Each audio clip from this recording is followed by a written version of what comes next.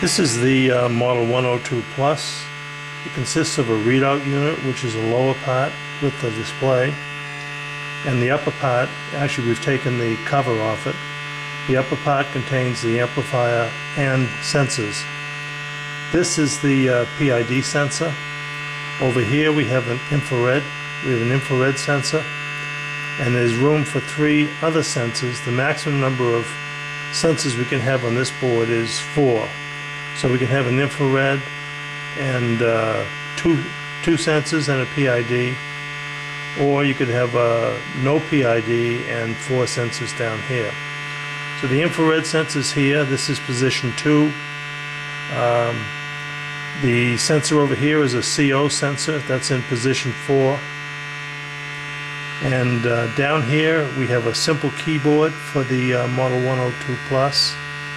And there's an enter function, and the enter is basically used to change from the PID to the infrared and the other sensors. It's also used, for several other functions. We actually keep the background light on all the time, so this function doesn't really do anything. We have increment and decrement, and what this does is this moves up and down through a menu.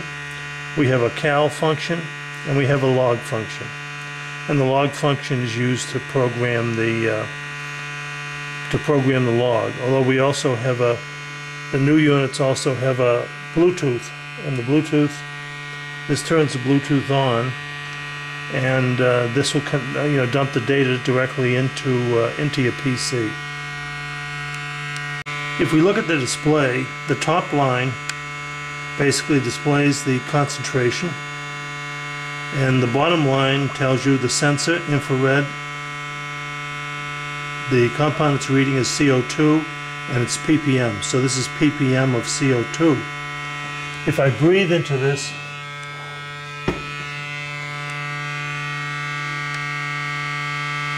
the concentration goes up, and this has already been calibrated. So what I can do is I can check the zero.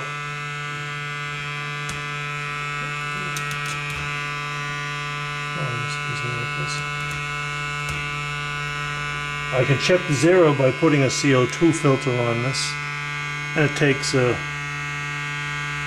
about 45 seconds or a minute, and it'll bring the value basically right down to zero. This is just it's an acid gas filter that we use, and we can see the concentration dropping.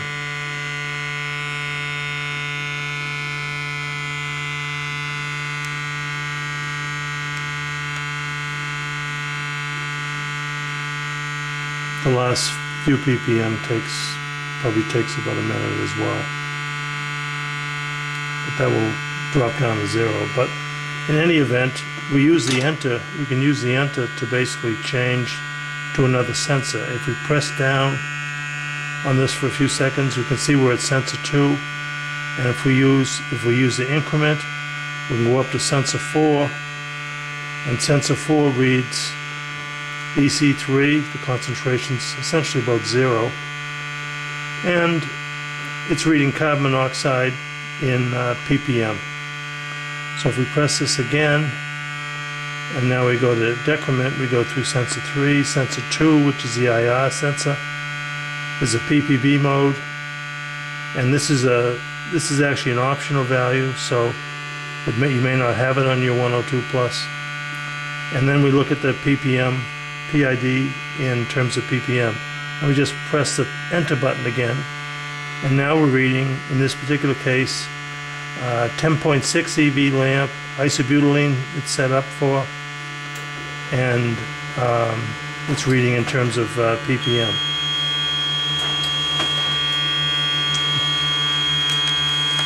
If we want to look at the calibration feature, we can basically just press the cal button, and if you want to go into cal, directly into cal, you just press enter. If you want to look at other functions, you can look at background 0, where this will actually set it to 0, but when you turn it off, it'll actually come back to the actual value. There's the calibration gas, And with the PID, there's about 250 different compounds in there, so we can actually calibrate the gas on any one of those compounds, and then we can have it read as any one of the gases that's in the library. So typically we calibrate it on isobutylene, and we calibrate it on isobutylene. We have a regulator that basically gives us an exact flow of about 250 cc's a minute, which is what the instrument wants to see. And if you put a 1 liter a minute or more regulator in there, what will happen is you'll pressurize the system and get the wrong value for the calibration. Here's the respond as, and in the respond as, if you've calibrated on isobutylene, you can change the value in library just by pressing this function up or down. And then when you do that, it'll be direct reading for that particular compound. Now we can actually go through a calibration. Now we're going to calibrate the PID, which is channel 1. And first thing we do is to press the calibrate button, and then we press enter. And what it reads calibrating electronic 0. And so it sets it to 0. Now what we've done, what it reads now is it reads the calibration value. So you set it to the calibration value on the gas cylinder. And in this case it's 100. If you want to increase it, you just press the increment. If you want to decrease it, just press the decrement until it reads exactly what you have for the calibration value. Once this is set, it just tells you to press enter, and now it says apply calibration gas. So what you do is you hook your calibration gas up to the instrument, and remember, this has got to be 250 cc's a minute. And you open the cylinder, and you can see it increasing. You can see the value increasing. It just takes 10 or 15 seconds to do this. And when it comes to a stable value, that what we do is all you have to do is press enter, and the instrument's all calibrated. And this is exactly the same way that you calibrate any of the other sensors in there, whether it's infrared, but you use CO2 for that, or CO sensor and you use CO for that. Now the calibration might change 1 or 2%, when you do it, but what it does now is it resets the instrument to the correct value. So I'm just going to press enter now, and it goes to 100 ppm. Now the instrument's all calibrated,